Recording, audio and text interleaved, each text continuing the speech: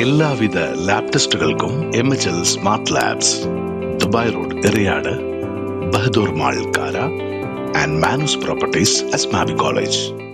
Azhikode Munakkal beach festival December 20 മുതൽ 31 വരെ തീയതികളിൽ നടക്കും. ഡിസംബർ 20 ശനിയാഴ്ച 10 സംഘാടക സമിതി chairman E T Tyson MLA കൊടിയുയർത്തും.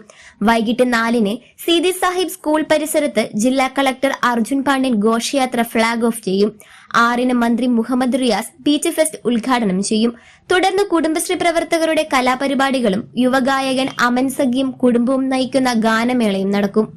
തുടർന്നുള്ള ദിവസങ്ങളിൽ 2 വേദികളിലായി പരിപാടികളുണ്ടാകും. രാവിലെ 10 മുതൽ വൈകിട്ട് 6 വരെയുള്ള പരിപാടികൾ രണ്ടാമത്തെ സ്റ്റേജിലും 6:30 മുതലുള്ള സാംസ്കാരിക സമ്മേളനവും തുടർന്നുള്ള കലാപരിപാടികളും പ്രധാന സ്റ്റേജിലും ദിവസവും നടക്കും.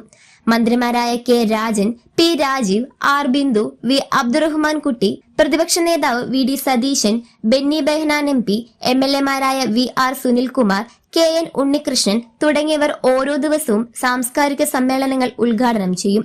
മുതിർന്ന മത്സ്യത്തൊഴിലാളികൾക്ക് ആദരവും, കിഡ്നി രോഗികൾക്ക് ഡയാലിസിസ് കിറ്റും, ഭിന്നശേഷിക്കാരായ കിടപ്പുരോഗികൾക്ക് ഡയപ്പറും വിതരണം ചെയ്യും.